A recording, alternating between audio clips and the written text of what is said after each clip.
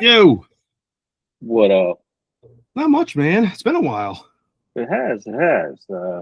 I was just double checking to see if Richie had responded to me, but maybe he's taking a dump or something. Yeah.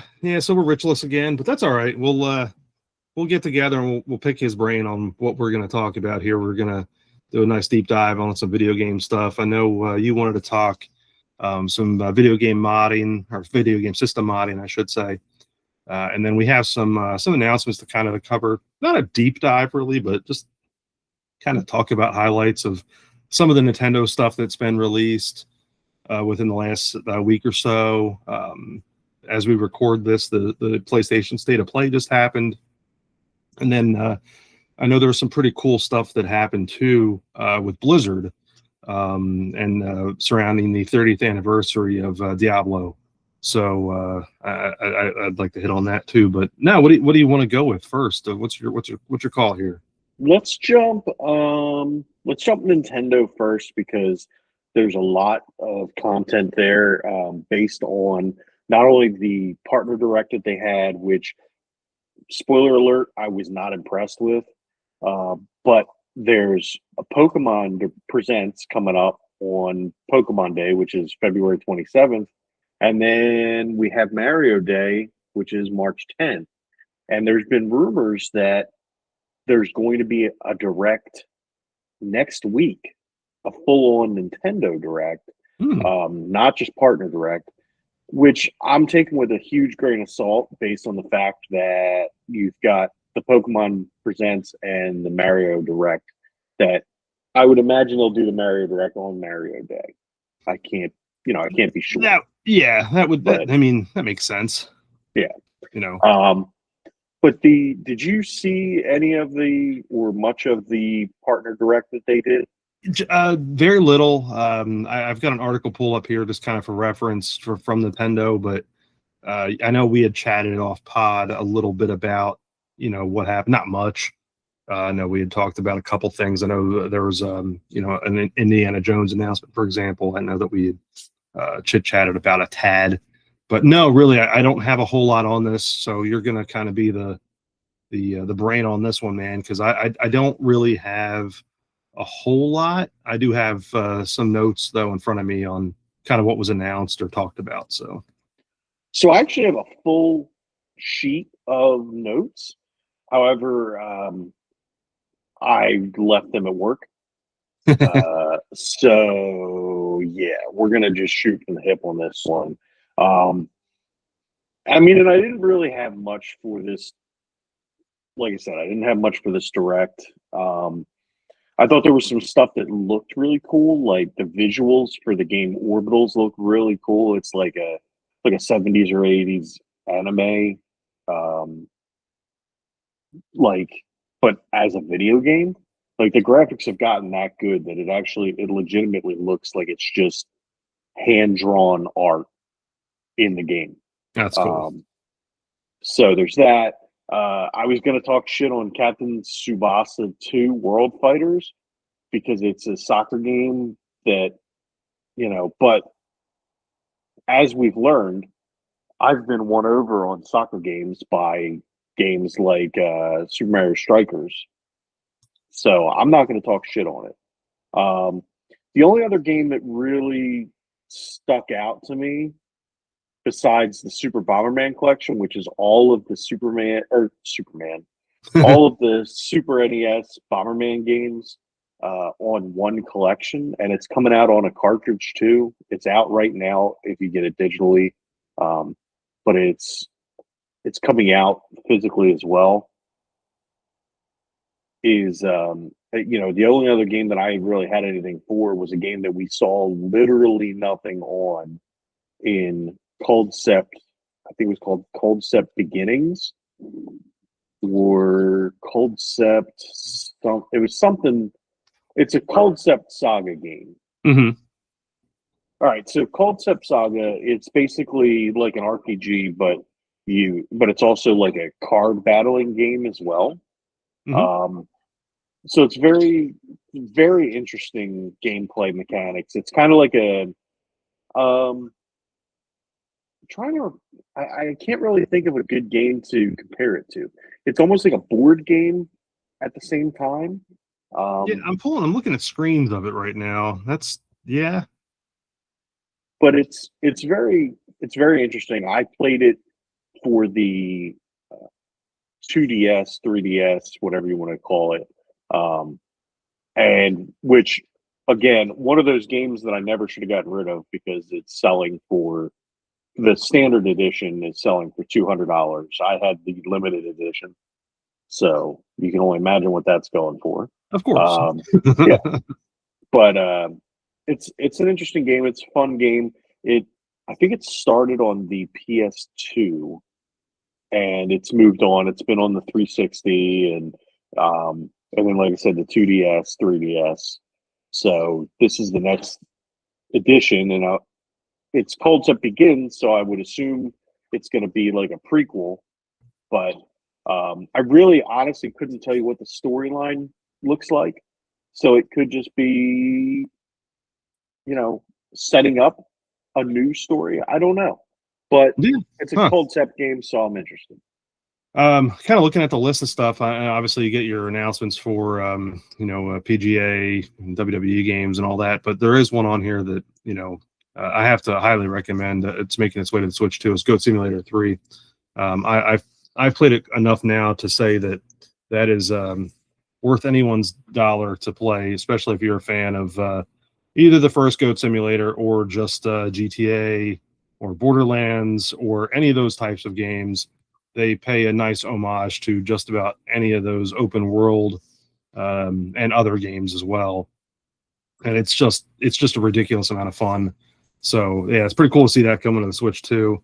Although it's kind of funny that it's the launch is on April Fool's Day, so who knows?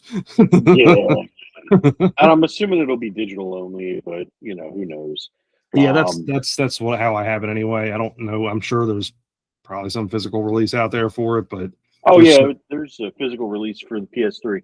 Yeah, PS3. Yeah, PS4 and 5. Yeah, there's so much that's got one that's got a lot of DLC content already, so yeah, it is what it is. That one's one that I don't mind it being digital. But there is another game that I completely forgot about that's coming out, Turok Origins. Okay, yeah, so I see that. So that one, it's a multiplayer game actually. It looks like the campaign itself is multiplayer, and you get different classes, and you can play online with your friends and take down. They no longer look like dinosaurs to me. They just look like monsters. So I don't know if it's still called Turok Dinosaur Hunter or not, but yeah, I don't know. Turok. That's why I'm always going to associate it. Yeah, to Turok. I mean, yeah, I do see a couple other hunts dinosaurs. Yeah, exactly. I mean, that's how we knew them, right? Yeah. I do see a couple other big ones on here. Obviously, we didn't get them, but you're getting Fallout 4 Anniversary Edition. Oblivion Remastered's coming, and then we kind of touched on this one, the Indiana Jones and the Great Circle. So I didn't know if you really had anything for that game, or just kind of like what I'm going to snag that. Part of me wants to get it for the PS or the Switch because it's actually on the cartridge. I want to support that as much as I can, but I'll probably snag it on the PS5 and get the better visuals. It's just a matter of, at that point, I feel like it probably plays better on the PS5. And as we've seen with Madden, I want to support the Switch 2 getting different games, but at the same time, the play is just not the same. Yeah, and I could say the same for if I've liked the PGA games, for example. I would do that for a the PS5 or another system. Same with WWE. And it's cool. Like just kind of reading the little thing here. It's like they have over 400 playable superstars, which is awesome. But man, you start really that much data and the way those games are. I mean, I've seen plenty of videos for the WWE games Within the last couple of years. I'll be honest, I've not played any at all. I just haven't. But they look really, really cool. Like they're starting to look like almost. I'm not saying that they're perfect television, representations, if you will, but they're starting to look very realistic, and I could see that being a much better experience on PlayStation 5 or whatever. So that might be one I would kind of turn away from. If I really look at anything else, that was the other one I was going to ask you, the Scott Pilgrim game. What were your thoughts on that? So I'm interested in it. I have the original Scott Pilgrim game, so I'm probably going to check it out at some point. But I want to know what the difference is. I still haven't looked into it far enough to see what the actual difference is, or if it's just like the original game with all the DLC. So we'll have to I'll have to dig in on that one and circle back and let you know. Cool. Yeah, I was curious. The only other thing I saw that kind of always piques my interest is arcade, console archive announcements, and looks like you've got a Ninja Gaiden game and a Cool Borders coming, and a couple of other things in that realm coming later in the year. That stuff always kind of fascinates me. That it's like after all these years, games that have been out for so long, and they still have a nice following, and they're coming to new systems, for those games. So pretty cool. Always like to see the old school games, if you will. And it's hard for me to even say that for Cool Borders, but I guess it's 30 years old now. Yeah. So, but yeah, no, it's cool to see that. So, yeah. No, did you have anything else for the Nintendo announcements to this point? So actually, it looks like, if I'm reading this correctly, 7 play. I just decided to look up the Scott Pilgrim EX, and I thought that it was going to let you play as the X's because there's 7 evil X's, and it says there's 7 playable characters. But it doesn't appear as though that's the case, because it looks like you're playing as Scott and Ramona, and not the evil X's. So I'll have to look. I will have to look further into that. Okay, yeah, I know that you were a fan of the Scott Pilgrim stuff, so I was just curious what you thought on that one. But anything else on Nintendo stuff? No, that pretty much covers it for me. I'm very disappointed in the fact that they're still releasing codes in boxes for games instead of even a key card. I'd rather at least a key card instead of a code in a box. And I'm trying to. Oh, I have it on my phone. I'll look that up instead of just trying to guess. Let's see, where is it? Since Richie's not on here to tell me to just buy digital anyway. And Yeah. So physical games, Indiana Jones and I almost said the Circle of Doom. Well, I mean, kind of works. Good enough. Indiana Jones and the Great Circle, Digimon Time Stranger for the Switch 1, and Super Bomberman Collection for the Switch 1 are all real physical cartridges, which I don't understand why Digimon is a real physical cartridge for Switch 1 when for the Switch 2 it's a game key card. I don't understand that. Somebody is going to have to explain that one to me. Tales of Arise, Final Fantasy VII Rebirth, Digimon Time Stranger for Switch 2, and Adventures of Elliot are all game key cards. I understand the Final Fantasy VII Rebirth because it's a huge game. Mm-hmm. Much like the whole issue with Madden was it was too big to fit on the game key card or game on the actual game card, so that's why they made it a game key card game. Completely understand. Much as I hate it, I get it. Whatever. What I can't stand is Skyrim and Fallout 4 coming to the Switch 2 as code in a box. Yeah. So you're going to charge me full price for these games that have been out for how long, you know, at least give me a game key card at that point. Which I hate game key cards, don't get it wrong. But if you're going to release like a physical edition of it, at least make it a game key card. Don't make it a code in a box.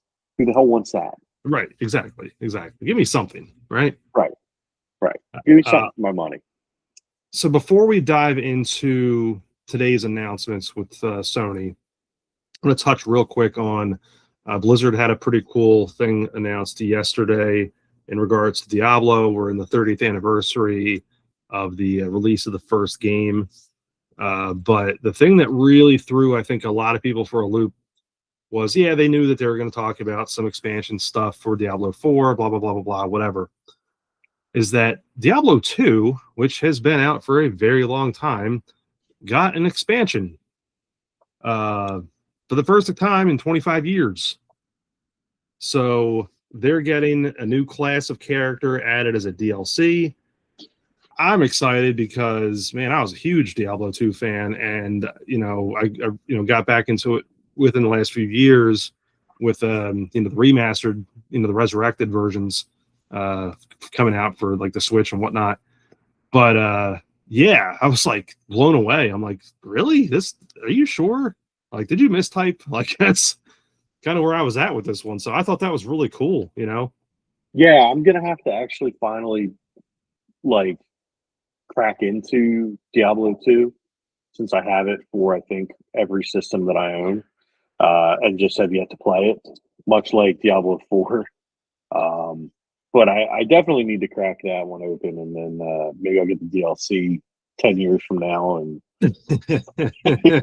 yeah, no, I mean, we'll see how I'm sure I'll enjoy it, and then I'll probably want the DLC right away because I'm a degenerate. So Yeah, and I just thought it was cool, and it's funny too because it was even though I typically have always played Diablo 2 with one class of character, I thought it was really neat that hey, they're still doing some stuff for it, all these years later.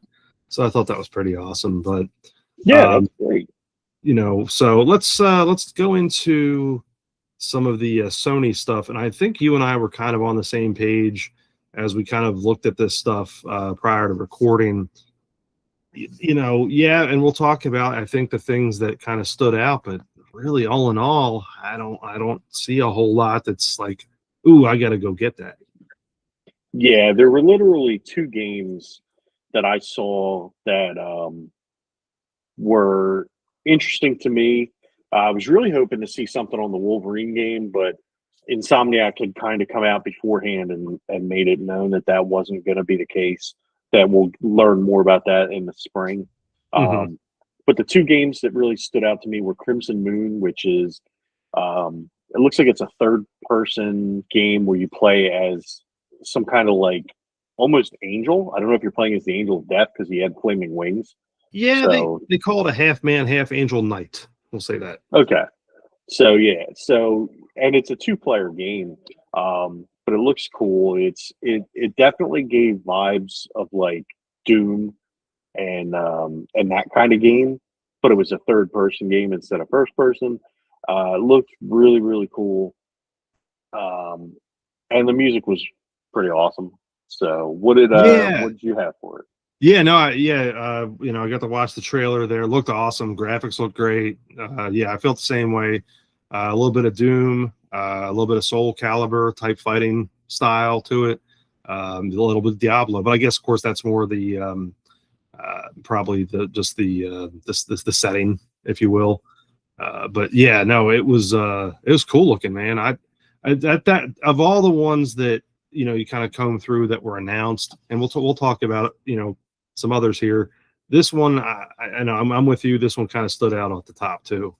Yeah, and then the only other one that really piqued my interest, and you had to remind me about it because I had forgotten, was the John Wick game, which looks brutal as hell, and it reminds me of, if you remember, there was a Punisher game that came out for the Xbox and I think the PS2, and you could actually torture the bad guys to get information out of them.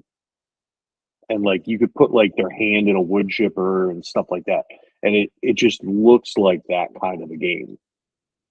Yeah, it's funny thinking about that stuff too. That was kind of in a genre or an era where you had the manhunt games too. So you were kind of like getting away with a little bit more then. But no, yeah, the John Wick thing looked pretty cool. I haven't seen a whole lot on it. But yeah, and it looks like they're going to I guess really utilize Keanu Reeves in this Yeah. as John Wick, which is pretty cool because that's obviously who plays in the movie. So hey, I'm on board with that. Why not? Let's go. Yeah, dude. I'm definitely down with it. That'll be a game that I definitely check out. That and Crimson Moon and and like I said, it looks like, well, like you said, they're using Keanu Reeves, and it looks just like him. Like it almost looks like the movie. We're getting to the point where this stuff is getting that good. Now, obviously, the footage they used was from a PS5 Pro, and I don't have a PS5 Pro, but the game just looks amazing, and I'm very much looking forward to checking it out. Yeah, and look, let's not kid ourselves here either. I mean, we know it's close. It's kind of like what we talked about earlier with the WWE stuff. But I'm not expecting it to be like a full realistic, thing. I mean, heck, we grew up in an era where games were limited on colors, so This is true. yeah, but no, really combing through the rest of the list, there's not a whole lot. Yeah, there was God of War announcement, Rayman 30th anniversary edition. You've got some other stuff there. We talked off pod about the Killer Warrior dual wielding chicken in Project Windless, which looks like I hadn't watched any trailer on it, but it's got a cool looking chicken. Yeah. and it looks like a hack and slash type. Yeah, the other thing you did talk about off pod with me, we did discuss briefly new James Bond game, 007 First Light. I'm very touch and go with the 007 games because part of my brain just does not get away from GoldenEye. Right. So it's really hard for me to even entertain playing anything like that. I would just much rather go play an Indiana Jones or, something like that. The 007 games. I don't know that I've actually ever really sat down and played anything other than GoldenEye. So I just can't get past it. Yeah. I mean, I'm trying to remember there was one that came out on GameCube that I had spent some time with that was pretty fun. But again, I'm just not a stealth guy. I'm more, knock down the door and guns blazing. But it does look really cool. I don't think I'll get it because it's just too stealthy. But there were some games that showed up in both the Nintendo Direct Partner Direct and the State of Play. Bunch of Resident Evil games, which I don't know about you, but I'm not a huge Resident Evil fan.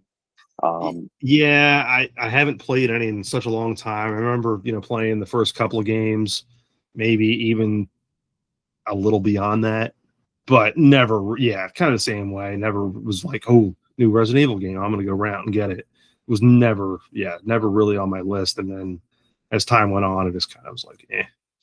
Yeah. And then there was another game by Capcom that's coming out called Pragmata or Pragmata. I don't know how to pronounce it. Close enough. Yeah. It looks real weird. You're a dude in a spacesuit, like a heavily armored spacesuit, and you've got this little girl in like a snow jacket that clings to your back, and she's a robot. And it seems like you're the only human left in the world, and it's got a whole bunch of robots inhabiting it. And I don't really know too much beyond. It says the guy in the spacesuit's name is Hugh, and the android, the little girl, is Diana. And there's hostile AI has taken over the world, and there's these other robots that come out to fight you, and you use Diana to fight back. And it's kind of like a VATS system almost or that's how it looks. It's Mhm. not, but that's how it kind of looks. But dude, the enemy robots are creepy as fuck. Yeah, I see the screener on. I have not dove into that one. You know, Capcom always does some interesting things though, so that might be worth a look. Yeah, and You know. apparently there's a demo out for it, Okay. so worth a shot to check that out. And people are loving it. Oh, good. That's good to know. You know, Capcom's over the years, obviously, you know, we basically grew up with them, but you know, that's one of those developers, or at least even if they have their badge on it, that I can say, you know what, I can at least read about it and see if it's up my alley, as I know it's at least going to be given some effort to being something that's playable. Right, right. But now looking at some of the rest of the stuff on this, though, dude, I just, you know, yeah, you got, you know, Metal Gear Solid announcement and the Star Wars Galactic Racer, and you got some other stuff on here that's like probably, you know, Castlevania announcement even. You got some stuff on here that's like people are just like, oh, yeah, probably all gaga about, but it's like, you know, that stuff's just not my thing and not my thing anymore. You know, Right. You might as well tell me that FIFA's coming out. It just not. I mean, Well, it's funny you you say might that. like FIFA. Yeah, you might like FIFA. I don't know. Oh, no. It's funny you say that. There was a soccer game, like a real soccer game, announced for the Switch too. But again, I Yeah, don't so much like the real soccer. I need like battle things in it. I need it to be like hockey mixed with soccer, or like yeah, football mixed with soccer. I could see that. But yeah, even like there was a Silent Hill announcement, and I really really love Silent Hill. The first couple of games back in the day, and you know, obviously Silent Hill 2 kind of got a rebirth with the remaster, and within the last year or two now. And you know, so it's like, oh yeah, but I never, again, it's kind of like playing GoldenEye for me. I never could get past certain things. It's like, well, yeah, there's been multiple Silent Hill games since then. I haven't touched them, and so I'm probably not going to touch this one either. Like, Right. you know, I'd have to really go back and like, I don't even know how many they've had in the series. Like, I just get stuck at two. You know, it's um, but now, Is that the series where Pyramid Head came from? yes, yeah, Okay. yep. Yeah, and that's about basically what I remember, you know, and I just remember, but I mean, of course, you know, two came out what 25, I don't know how many years ago now. It's starting to lose count, but yeah, and like I said, a lot of these things are just not for me, you know, some RPG stuff. You got some multiplayer stuff which looks kind of cool, you know, but they're shooters, you know, that's awesome. Multiplayer shooter, you know, that's great. I'm hoping that there's going to be a deep fan base for some of these of them. This one's Marathon, for example. But you see multiplayer shooter, and I see that, and I'm like, man, I don't want to get on there and just get raked by an 11-year-old. Like, that's what's going to happen. Right. And that's the thing. Like Marathon, I would have been cool with if it was the original Marathon, if it was a continuation, because I don't know if you know this or not, but Marathon was basically Halo's predecessor.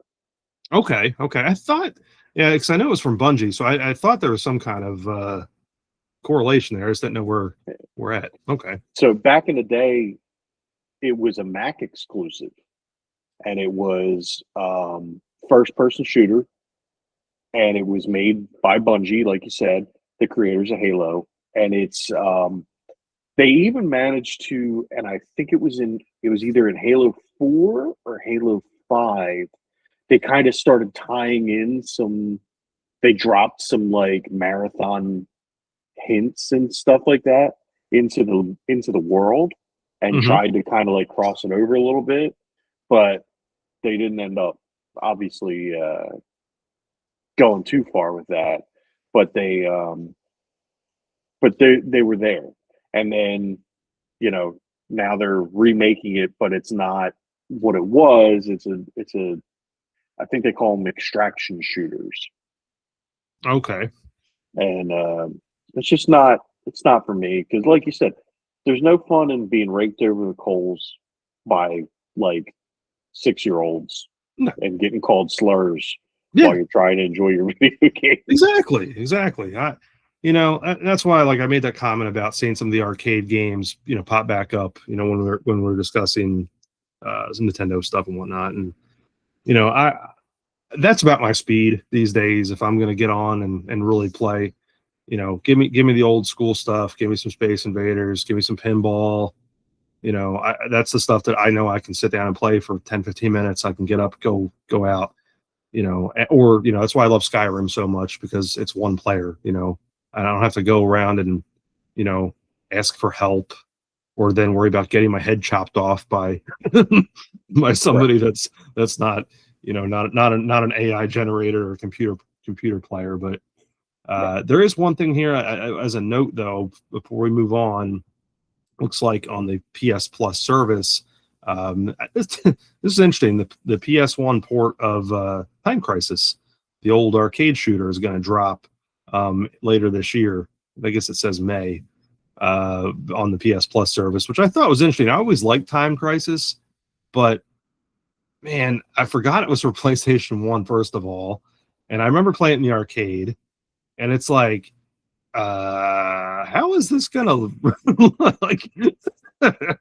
Yeah, what are you going to use the touchpad on the Yeah, like DualSense? that was my first thought. I'm like, well, because I'm sure you've seen, and this is actually a nice segue into what we're going to get into. But you've seen the people now; these third-party companies have the light guns that are compatible with the modern systems and modern televisions. And have you seen the price on those things? Dude, they're ridiculous. They're like what, $300-$400? Yeah, you're paying almost as much for the light gun as you would for the console. It's crazy. So I just can't imagine, like, oh, I'm gonna fire up Time Crisis. Let me go buy this $400 light gun so I can enjoy the experience. Yeah, no thanks. I'm sure someone will. But oh yeah, dude, there's definitely people that are going to be buying them, but there's a market. Look, yeah, let's face it. There is a market for pretty much anything at this point. Yeah, that's completely fair. Yeah, somebody's going to buy it. But okay, so speaking of the mod stuff, because that's what that basically is. You're being able to create something that's a modification for something that's new. But you had pitched a great concept, and I'd love to dive in with this with Rich as well, because I'd love to hear what he has to say, because different perspective and whatnot. But you had brought up talking about older video game systems, and maybe even up to where we currently sit, but modifications. And I'm really curious to kind of pick your brain, see what you think, and then I'll throw my 2 cents in and kind of wrap it up here. But I like this, because it's like, this is something that's been going on now for a long time. I can recall, heck, you might have been one of the first people maybe that I can remember seeing like some kind of modded stuff with like the OG Xbox, going back that far, or the Dream. Wow. Yeah. So you're talking a long time. So yeah, let's dive into that, man. So yeah, I mean, the Dreamcast, it was simple. They used the GD-ROM format, and it ended up getting cracked, and people figured out how to do images, and it was like you had to skip every other track on the CD. And we used to play Nintendo games on it. Mm-hmm. We used to play Baseball Stars and Bubble Bobble and stuff. But what really got me, where I really got super interested in it, is between the Wii, with which I showed you when you guys were here, with Cover Flow, basically like the old, dude, it's so good. And then the 2DS/3DS, which is what I've been playing most of the time now. Like for the past couple weeks, I've really gotten back into it because I've modded mine, and pretty much all I've been doing is going back and playing through old 2DS and 3DS games. But there's so many different cool modifications you can do, especially with Nintendo consoles. I'm looking at picking up some systems in the near future to do a little modification, just messing around. And the nice thing is now, it used to be back in the day, if you wanted to modify a system, you had to like actually open it up, solder, and do this and that. This stuff is all software modded, so you don't even have to crack it open. You know, you can with the I saw with the 360, the PS3, and obviously the original Wii, the Wii U, and the 2DS, 3DS. There's easy software mods you can do. So much so that all you need to crack a 360 or a PS3 is a thumb drive now. Right, which is just nuts. That's absolutely nuts. So, and it's simple. It's super simple and super nice with the Wii U and the 3DS because they have what's called the H Shop, which is basically you connect, and it's just like the storefront that you used to have, and you can actually go in there and download any game and any DLC for any region, just like you're on the normal storefront. So you go in and like I think I've got over 100 games on my 2DS. Yeah, and that's, a lot of it's, we get into different conversations, and we have over the years about that, but part of it, you look at it is keeping games and keeping the platform alive, especially whenever a company, whether it's Nintendo, Microsoft, Sony, sits there and says, okay, well, we're releasing new hardware, so we're going to end of life certain things, and the era that we live in now, specifically with, like you were talking about, the 3DS, these were all connected devices. So now it's like, okay, we have all this stuff. Well, it's like, oh, well, we're going to start shutting services off. So that's what Nintendo does, or Microsoft or Sony, whatever. So it's like, okay, you shut all that off, and God forbid you didn't grab all your content because of whatever reason. Well, now it's gone, right? And so to me, that's how I view it. I know some of it's like, oh yeah, getting to that piracy discussion, whatever.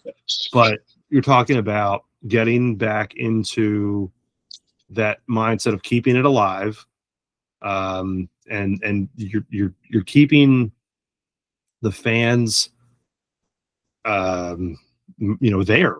They're hey, I want to fire up something that I did 10, 15 years ago. You know what I mean? So it's cool. Like I dig it. I dig it a lot.